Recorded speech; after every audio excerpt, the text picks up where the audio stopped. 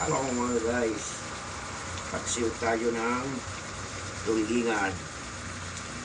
Tingnan mo yung kanyang sili. Namula na. Yeah.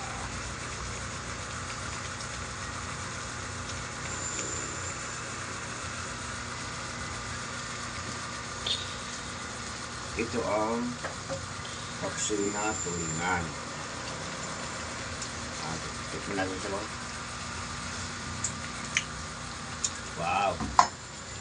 Yummy!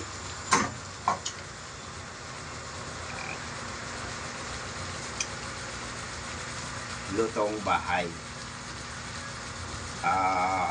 Pang-ulam lang ito mga lods. Pang-ulam. At kahit paano umagat hapon tanghali meron tayo ulam na paksiw na tulingan. Pwede rin gataan nyo. Nasa inyo na yan. Basta ito, the best. The best ito, paksiw na tulingan.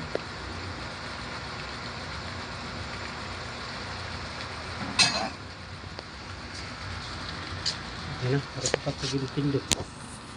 Pindot ah, harap pa itong pindot. Susunod. Karam.